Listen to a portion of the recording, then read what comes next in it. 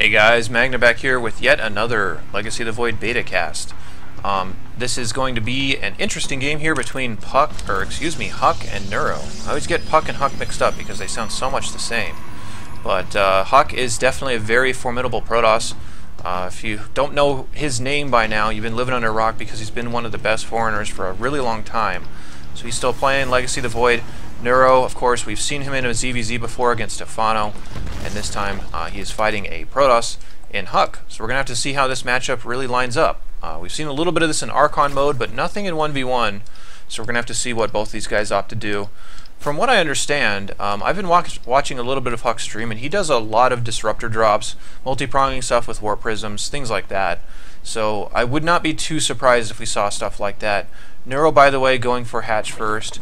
And this looks like a more economic version of the Hatch first in the sense that he didn't rush it like we saw in the game that I just cast between Terran and a Zerg pseudo-random versus BNet player.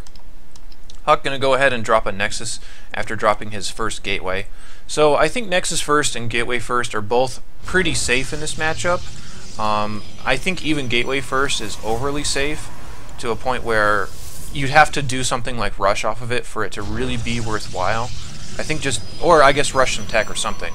But point being is that Protoss seems less vulnerable than ever against Zerg cheeses and all-ins and stuff in Legacy of the Void. So that's a really nice thing for Protoss, at least, if they can't scout and whatnot. Even if the Zerg opens 12 pool and you open Gateway, you'll still be pretty much fine, considering how late their pool is going to be versus how timely your Gateway was. Your Gateway is going to be almost at the same time as their pool anyway, even if they do something like that. So any sort of Forge Expand openers, anything like that, those are going to be basically gone unless it's explicitly a Cannon Rush opener, which should be kind of cool for both sides here. So yeah, we'll have to see how all that tends to work out, but I'm thinking that with the economy changes and stuff, there's not going to be too much threat for Protoss in the early game. They can kind of do whatever they want, and things like Forge Expands or really old builds, things like that. Of course, my phone chirps at the most inopportune times all the time. Any Forge Expand builds, anything like that, those are going to be basically dead, especially defensive ones, which is why I say that Cannon Rush builds could still be viable just to try to catch the Zerg off guard, but it's not going to be like you're just going to be sitting behind a wall of cannons, considering the gateways can come up so fast now. So HuK's second expansion finishing up here. Did kind of gloss over it a little bit, but there is a Robo on the way. Again, considering that we're expecting those disruptor drops and warp prism harassments and stuff like that, not too surprising from HuK.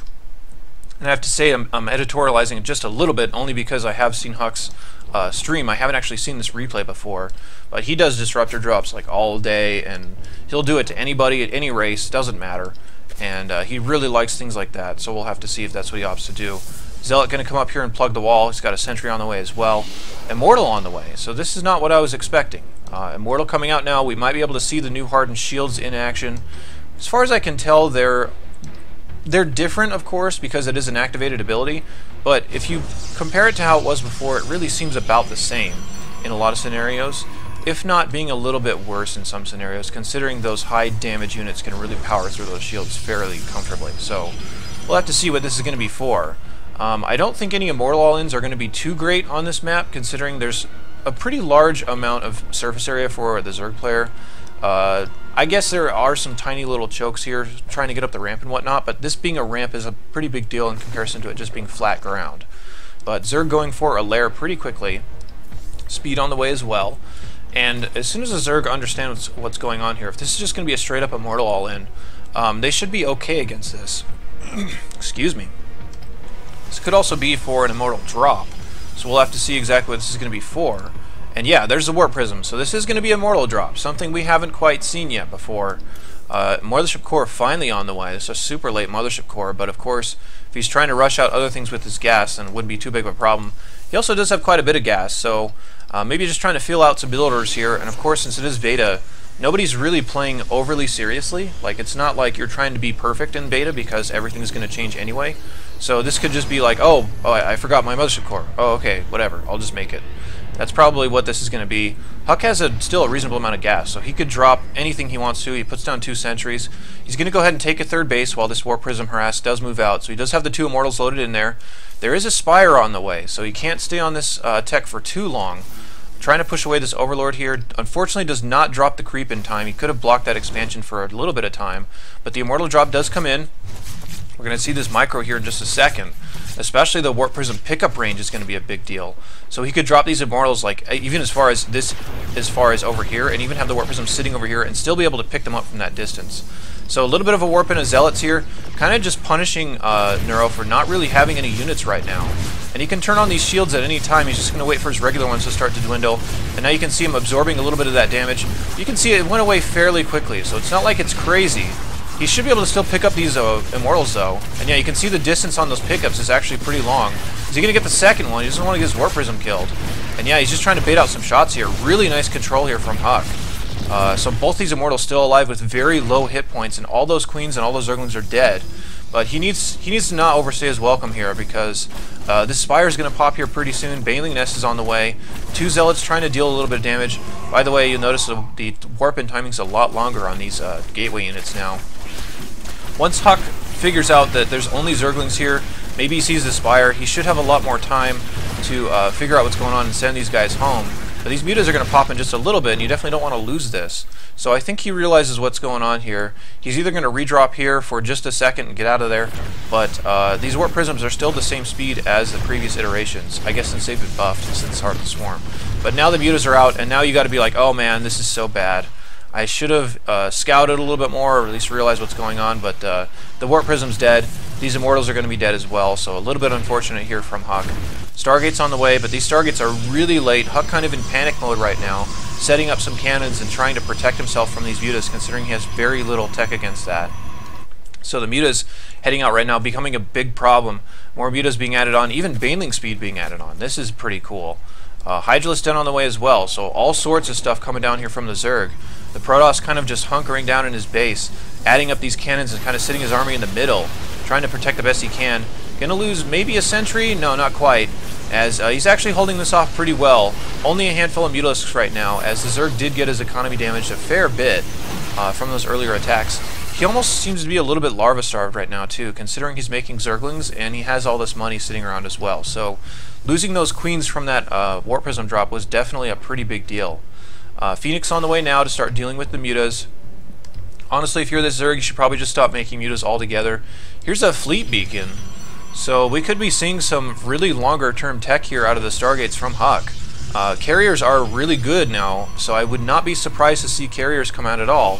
+1 attack on the way as well, so it's going to benefit both the Phoenix against these mutas and whatever else comes out of the Stargates here, but probably not going to be for anything too weird like a mothership, considering that didn't get changed at all. We'll have to see what's going to come out of these Stargates. There's still only 2, so it's not super overwhelming.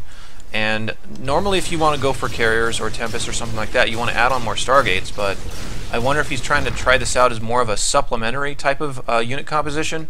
So Fleet Beacon's finishing up. I guess we'll just watch these Stargates and see what happens. Mutas are doing a little bit of harassment over here as they're able to get, I think, just 1 probe so far. And the Glaive Worms will bounce to kill a couple more. So the Phoenix are basically like AFKing right now, not really doing a whole lot to stop these mutas. So the mutas are coming back around. I guess I should have just considered the possibility that this Fleet Beacon would just be for Phoenix range. So Phoenix range is going to be what is coming up, but if he's only harassing with 4 mutas, you have to think that it's probably not going to really be worth it. So he starts to add on Void Rays. He could even cancel this Phoenix range if he wanted to, because it's really probably not going to be very important from this point forward. I think he's making a second Robobay, right? I'm pretty sure there's already one down. So, at least there was. Maybe he canceled it. I think that's what's going on here, because I am almost positive I saw one coming up on the production tab, and there's not one now. So, and there's a very unlikely chance it got killed. More likely is probably he just canceled it and wanted to switch his tech as he did see the mutas coming out. So now he's seeing a lot of Hydras, understanding that he probably needs to switch his strategy just a little bit. So he's going to go for Zealot legs, +1 air, +1 ground. Phoenix is hanging out here killing a lot of Overlords. He did let that Phoenix upgrade finish, by the way, so he should be in pretty good shape. At least I'm pretty sure he did. Yeah, so Phoenix upgrade range is done. Here's the carriers coming out now. So it's actually going to be both. Carriers on the way, the Disruptors on the way as well. So carrier plus Disruptor, it's going to be pretty good against Hydras in this game. Here's some Vipers right now, and Parasitic Bomb can be pretty good against these Interceptors. So we'll have to see what the what the choice is here, whether these Vipers are going to be to pull the carriers in, or if they're going to be to try and parasitic bomb the interceptors and try to kill those off as soon as possible, which we learned from an earlier game that actually is possible. So Viper's coming out now. HuK could have gotten an amazing pick off there if he got that Viper. It would have been really good, as these Phoenix have very little utility right now. Of course, you could try and mix in Phoenix to deal with the Vipers, so you could have like 6 or 8 Phoenix and try to target down the Vipers before they drop too many spells.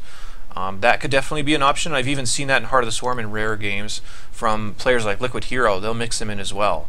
But interesting way this is developing, as it is Carrier Disruptor coming out right now for the Protoss. Crackling upgrades. This is chitinous plating, by the way, on the Ultras, so trying to get into Ultras as well, but honestly I don't think that's going to do too much, considering this army is not really that threatening to begin with. So we'll have to see if he does produce any Ultras, but well, it's just, most of these games we're just going to have to sit and watch and learn as we go, so it's going to be kind of what's going on here. Really annoying Zergling burrowed to stop this expansion, and Neuro can see this, of course, considering he's standing right on there. So Neuro has to know that HuK is trying to take a 4th base. By the way, he's already half mined out at one base and at another, so if you add these all up, this is basically a half base, 1 base. So HuK is only really mining on 2 bases right now, considering the lateness of this 4th base. So little tactics like burrowing Zerglings or dropping creep, it's going to have a huge impact on the game, considering how much it's going to slow people down and really reduce their mining for a significant period of time. And by the way, in all these games I've casted, I don't think I've really ever seen both players max out comfortably, like max out with a bank. I think I've seen it once in an Archon mode game, but besides that, it seems pretty rare for players to start maxing out and get huge armies nowadays. So Disruptor is also being incremented out, once again, +2 on the way. I don't believe that the attack upgrades actually benefit the Disruptors at all, considering it is a spell. So I think those are pretty much null for any Disruptor type of play. But the carrier upgrades are definitely important, as the carrier upgrades scale almost as good as any unit in the game. It scales on the same plane as things like Marines and Zerglings, where they get huge bonuses from their attack upgrades, making them almost doubly as valuable versus being 0-0. So upgrades on the carrier is definitely very important. Here's another Warp Prism being mixed in, and here's a little bit of an attack. So you can see the Disruptors coming forward, trying to blow up some Zerglings. But the Ultras have insane armor, so these carriers probably aren't going to do very well against the Ultras as far as targeting them down right away. But again, you have to stress that the... by the way, Parasitic Bombs are out right now, so the carriers' interceptors are all gone. The Viper's absolutely dominating this army right now. Huge detonations on these Disruptors. But if there's nothing to use on the carriers, then these things are pretty worthless. I think the Zerg might actually just be able to kill him right now. So you can see those Parasitic Bombs on the Interceptors are really, really good. HuK's just scrambling desperately to try and get some more Interceptors in these carriers. He needs them desperately, as they are so minimal that the Zerg can almost just heal through their damage. So the carrier's just getting wrecked by those Vipers. I didn't even see those Parasitic Bombs drop, but the Parasitic Bombs did actually just wreck everything. And there's just not a lot of options here. I guess you can see that the carriers are still pretty good against these Hydras, and HuK does just deploy them and say, you know what, they're just going to stay here until they're gone. Then you'll know that by having these little timers over the top of the Interceptors. So HuK just deploying those Interceptors, but at the same time the Zerglings are ravaging everything. These Zerglings are crackling, so they should power through probes and stuff really, really fast. HuK is basically dead. This is a really good composition here from Neuro to drop those Parasitic Bombs, and the Parasitic Bombs is so strong that I don't know really how the carriers are supposed to deal with that, unless you just try to see if you can get some feedbacks off before they can drop them. But the Interceptors will always take precedence and deploy out there before you really want to, so HuK just gets crushed by that timing from the Zerg. And I guess, to be fair, the Zerg was on better mining for most of the game, considering HuK was kind of stuck on these 3 bases, couldn't get a 4th for quite a long time, and as soon as he did, the Zerg just crashed in there, made him waste his money. But yeah, these carriers were next to useless in this battle, considering how fast they died to the Parasitic Bombs. So there's going to have to be some other solutions from Protoss to try to deal with these things, as the Vipers are getting insanely useful against Protoss in pretty much every circumstance. But yeah, I hope you guys enjoyed that. I'll be back with very soon, that is, with some more replays and some more streaming and stuff like that, so look out for that.